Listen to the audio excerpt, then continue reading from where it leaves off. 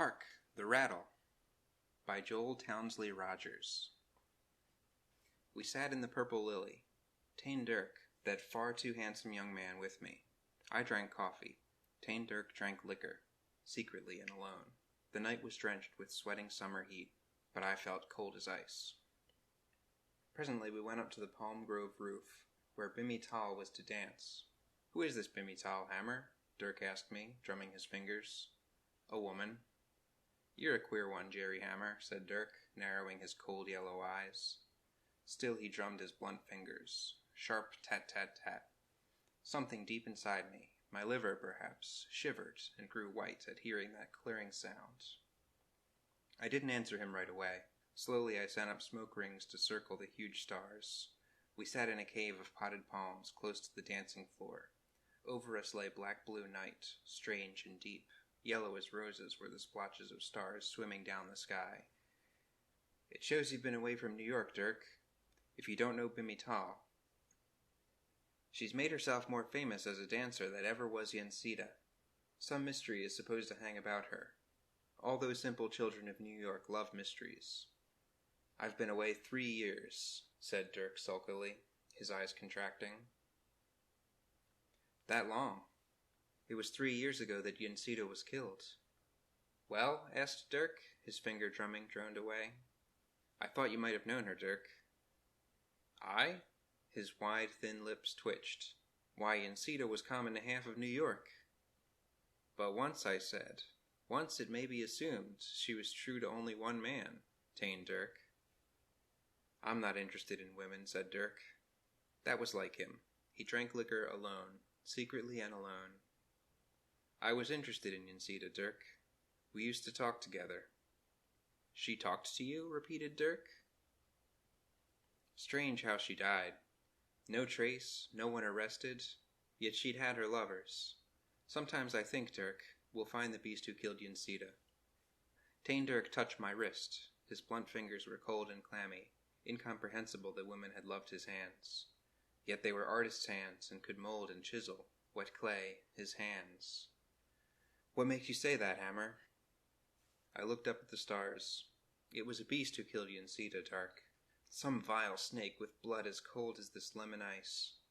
Those marks of teeth on her upper arm, deep in, bringing blood." "What madman killed that girl? Mad, I say." Dirk twisted. He wiped his forehead, on which sweat glistened in little beads like scales. "Too hot a night to talk about such things, Hammer. Let's talk about something else. Tell me about this Bimmy Tal." "You'll see her soon enough," I said, watching him. "A girl of about your own age. You're not more than 24, are you?" "Born 1st of January 99. "And famous already." "Yes," said Tane Dirk. "I guess you've heard of me." "Oh, I've heard lots of you," I said, and saw he didn't like it. "You've heard I'm fast with women, eh?" asked Dirk after a pause. "But Yancita—" "Why do you talk of her?" asked Dirk irritably. "I never knew her." "Those marks of teeth on Yancita's arm, 2 sharp canines, sharp and hooked, barely scratched the skin, like fangs of a snake, Dirk." Tane Dirk's hand crept to his lips, which were thin, red, and dry. The light in his eyes darkened from yellow to purple. Softly his blunt fingers began to drum his lips, tat-tat-tat, but silent as a snake in grass. "A curious thing about teeth, Dirk. You're a sculptor. Maybe you've observed it. A curious thing that no two are quite alike. We took prints, Dirk, of those marks on the arm of Yancita." Dirk's thin lips opened. His coarsely formed but marvelously sensitive fingers felt the hardness of his teeth. That gesture was sly. At once he knew I'd seen him. He crouched back in his chair, his strong, broad head drawn in between his shoulders. "Who are you?" he hissed. Again the claring of his fingertips, a dusty drumming. "Why, I'm only Jerry Hammer, a wanderer and a soldier of bad fortune." "Who are you?" "Brother of Stella Hammer, who was known as Yancita, the dancer." Upon the Palm Grove roof, beneath those gigantic stars, the orchestra began to play, a brass and cymbal tune. The air was hot, and far in the pit of streets, rose up the noises of the city, loud. Discord shot with flames. I trembled. Taindirk's fingers drummed. His head commenced to sway. Bimmy Tal danced barefoot on the glazed umber tiles of the roof. Her dark red hair was free on her naked shoulders. Stamp, stamp, stamp. Her feet struck flatly on the tiles. Her head was bent back almost to the level of her waist. Bracelets jangled on her wrists and ankles. I am the daughter of the morning. I shout, I dance, I laugh away. Shaking her clump of red hair, her strong muscled limbs weaving, laughing at me with all her eyes. How like she looked to a man dead long years before. How like her glances to the glances of Red Roan. On her breasts 2 glittering shields of spangles. About her waist a kirtle seemingly woven of long strands of marsh grass, rustling, shivering with whispers. The sinews of her trunk and limbs rippled beneath her clear brown skin. The head of Taindirk swayed sideways, slowly. The drumming of his fingers on the table was a reiterative rattle. His eyes, liquid, subtle, dulled with a look near to stupidity, then blazed to golden fire. Thin and wide were his unsmiling lips. His tongue flicked them. Tat, tat, tat. She's a beauty, whispered Dirk. His terrible eyes seemed to call Bimmy Tal, as they had called other women. Mesmerism, was it? Singing, she pranced toward the den of potted palms where we were sitting. Her skirt rustled like the marshes. Wind of summer. Little searchlights, playing colored lights on Bimmy Tal, grew darker. Red and violet deepened to brown and green. Still the hot stars above us, in the artificial paper palm grove. With the silky puffy women, and the beefsteak guzzling men looking stupidly, was born the mystery of the great savannas. Dirk's head nodding, Dirk's thin lips slowly opening, Dirk's golden eyes glimmering. Tat, tat, tat, Dirk's steady fingers. The great savannas and tropic marshes, Bimmy Tal dancing.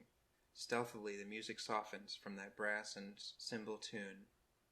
It rustled, it crawled, it reared fanged heads. For a little while, I did not see Bimmy Tal nor Dirk, but the steamy Everglades. Winter noon, grass leaves silvered by sea winds, puddles stirring at the roots of the grasses. Silence booming like the loud silence of death. Bimmy Tal was dancing her snake dance. Dirk's lips quivered. The marsh wind makes a little stir. It is like a whispering flute. The marsh waters make a little moan. It is the violin. Where was the soul of Bimmy Tal dwelling that tropic winter so many years ago? On her mother's breast, a little bud of love crooned over her with the song of sleep, or meshed in bleeding poinsettia or rose, or a soul yet unborn. I close my eyes. The vision does not fade. Florida, the marshlands, winter noon, January's first day, 1899. Where was lovely Bimmy Tal on that stifling day we saw the fanged thing coil and death struck us by Okeechobee? Your eyes, Bimmy Tal, are the laughing eyes of Red Roan. Now the snake dance, the piccolo screams. Life immortal in your glistening lips, Bimmy Tal, in your death bosom promise of everlasting fecundity. Passion and power of the earth, life is immortal. Your laughing eyes, Bimmy Tal, will never dull. Yet I saw Red Roan die. Beneath the shifting lights, Bimmy Tal leaped and spun, scarcely treading the floor. Her eyes sparkled at me. She did not see Taindirk. Stamp, stamp, stamp, her bare feet struck the tiles, tightening the muscles of her calves. Her bangles rang. I could not keep my eyes from Dirk. His broad, brown and golden head swayed continually. His thin lips worked and I caught the flash of his teeth. His eyes drowsed, then flashed open with sudden flame. Tat, tat, tat. The rattling of his fingers was never still. That swaying head. It was loaded with the wisdom of the serpent that hearkens to the wind, swaying with the marsh grass, winding its golden coils, curving its neck to the sun. Hark, the rattle!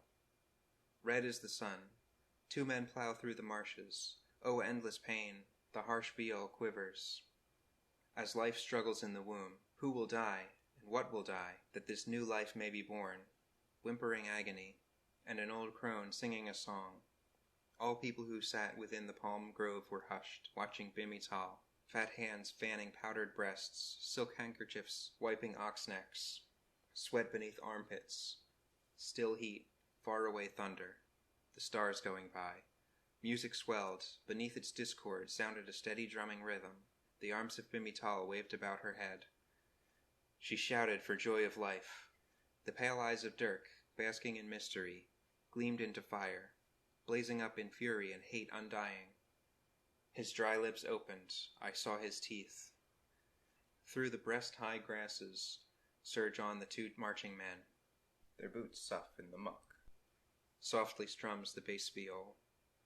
Something waiting in the marshes, something with golden eyes and swaying head. Hark, the rattle! Beware, for death is in the path. Bimital was close to Dirk. Not seeing him, she laughed and waved her jangling arms at me. Dirk's eyes sparkled with madness. His lips were tightened terribly. Bimital was almost over him. His fingers drummed. Louder played the music. Hark, the rattle! Gaily the two men plow through the bladed grasses. The coiled thing waits, hate within its eyes. They are nearer, nearer. Drums begin to beat. In an avalanche of sound, crushed viol and violin, and stammering drum, Dirk's drawn head lunged upward with his shoulders. His lips opened and lifted. Venomous his look, deathly his intensity. Strong and young, fresh from the Cuban wars, Red Roan and I went north from the Keys through the Everglades of Florida, through the fens as in God's first day, through the reptile age, alive yet and crawling, through strangling vegetation which stems and rots beneath eternal suns, through the everlasting Everglades, with their fern and frond and sorrowful hoary cypress. Red Roan and I went north, onward with laughter. What joy lay in our hearts! We sang many songs. Fern and flower embracing in fecundity, grasses thick with sap, blossoms wilting at the touch, mire teeming and creeping life. Above all, the gay sun. Beneath all, the coiling serpent eyes and the opened fangs. Hark, the rattle! We sailed lagoons in crazy crafts, dreamt on shady shores, through sultry noons, shouted to the dead logs on river banks till they took fear and dived and splashed away. We pitched our tents by black waters. We beat brave trails through the fens. I'd like to stay here forever, said Red Roan. By what way I go, with what drinks I drink, in what bed I lie down. I remember you who got your prayer, Red Roan, you who are in the swamp grass and swamp water forever. Beating our way slow and heavily at high noon of the New Year's first day in 1899, near Okeechobee, in the marshes, came the two on a hidden hut. It was fashioned of the raff of the slow dead fronds, rotting branches, withered marsh greens. Its sad green-gray were in the living wilderness like a monument to death. Better the naked swamp, better the clean quagmire for bed. An old crone, moaning within that dreary hut, drowned out the sharp, short gasps of another woman. Red Roan came up singing, slapping his deep chest, swinging his muscular arms. Sunlight on his brown face, and sunlight in his red hair, at the hut's door. Facing us lounged a man with yellow eyes, poor white trash, a gun in his arm's crook. He spat tobacco juice at the earth. There was loathing, murder venom in his face. Red Roan faltered back from that stare. He stopped short, and laughter left him. His brave eyes were troubled by that madman's hate. Yellow eyes staring, eyes of a rattlesnake. An old Indian crone peered out beneath the crooked elbow of the ruffian in the doorway. She had been dolorously singing. With a scream she thrust out her skinny old arm, pointing it at Red Roan. "He dies," she screamed. "We want his soul." Another woman, hidden, moaning within the hut. A woman in her travail. New life from the womb. A life must die. I grasped the arm of Red Roan. "Come away," I said. "Come away from these mad witches." In 3 steps, that green-gray hovel was hidden in the cypresses. A dream, it seemed, but we could yet hear the old witch singing. Something dragged at our heels, and it was not suction of the muck. Toe to heel, Red Roan paced me, and we sang a song together. A crimson flower, short-stemmed, yellow-hearted, was almost beneath my boot. I stooped. Who will not stoop to pick up a crimson wild flower? A rattling, like the shaking of peas, a clearing, like the drumming of a man's fingertips. Hark! The rattle! A yawning head flashed beneath my hands, striking too low, heavy as a hard-flung stone, The snake's head struck my ankle. Yawning gullet, the white-hooked fangs of the deathly rattlesnake. Out of the crimson flower, that beast of gold and brown, its yellow eyes flickered, its thin lips were dry. How near I had touched to death. Thank God for those heavy boots, Jerry. With blazing eyes the snake writhed, coiling for another strike. Its sharp tail pointed upward, vibrating continuously with dusty laughter.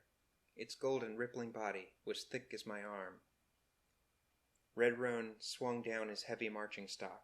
Crash! Its leaden ends struck the lunging mottled head, halting it mid-strike. That evil wisdom splattered like an egg. Brain pan rippled wide. The thrasher lashed in its last agony, its tremendously muscular tail beating the ground with thumping blows, its yellow eyes still blazing with hate, but closing fast in doom. I tried to say, "Thanks, Red." Some mesmerism in those yellow dying eyes. Shaking with disgust, Red Roan bent over that foul fen watcher, put down his hands to pick up that stricken sin over whose eyes thin membrane already lowered in death. "Don't touch it, Red. Wait till the sun goes dark." Hark, the rattle. Those opaque eyes shuddered back, those yellow glances in mortal pain were still furious and glistening. Those horny tail bells clattered.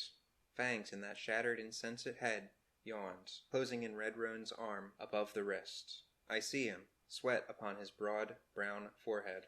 His laughing eyes astounded, his thick, strong body shivering. The wind stirred up his dark red hair, leaving behind the brown-green marshes, green grasses, a stir going through their depths. His cheeks had never been so red. Before I could move, he unlocked those jaws and hollow fangs, gripped hard in his arm with mortal rigor. He shivered now from the knees. His face went white. "Cut," he whispered. "I'll sit down." With hunting knife, I slashed his arm, deep, driving 4 crossed cuts. He laughed and tried to shout. Howling would have been more pleasant. I sucked those wounds, out of which slow blood was spouting from an artery.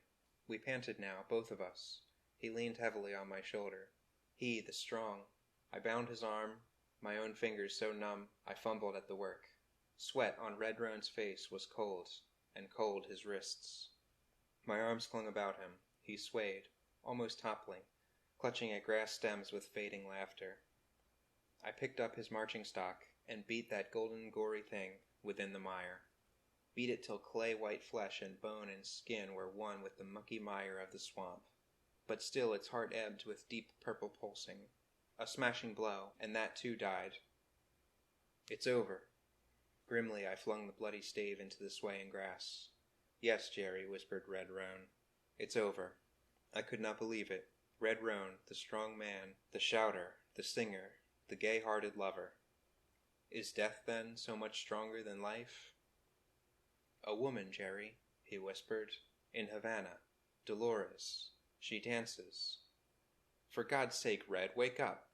"Dances at the—" Red Roan, I'm here, boy." Out from the way whence we had come, faintly I heard a cry. Who wept thus for the soul departing? Sang pagan for the dead?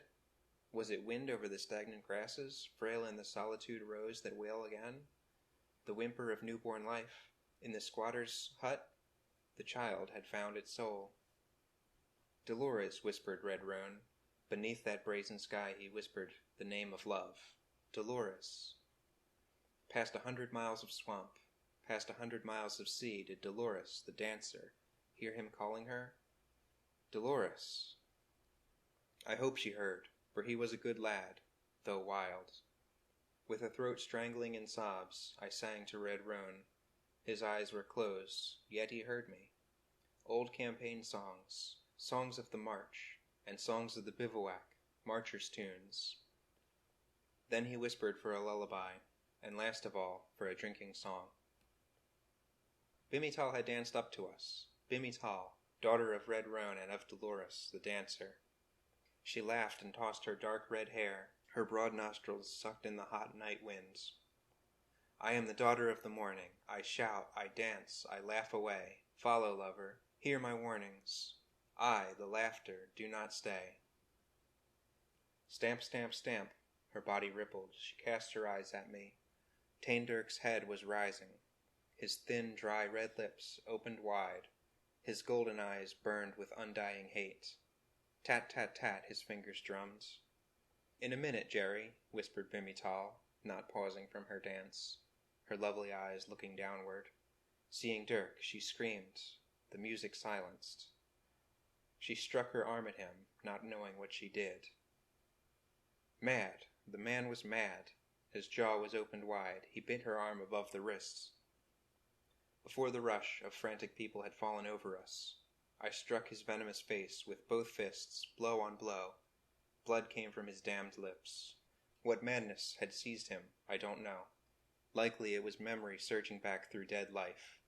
The venom of the rattler. Hate undying. But of that who can say? A strange thing is memory. Yet I knew for sure that to him, the mad sculptor, born in that hut, in that hot savannah, had passed the soul of the dying rattlesnake. Hands dragged me back from him. I shouted and tore. He quivered. Wounded heavily. His nervous fingers faintly clattered on the table, drumming with dreadful music. Police came in. "Look," I shouted to them. "Look at those marks of teeth on Bimital's wrists. 2 deep fangs. There's the man who killed Yancita, the dancer.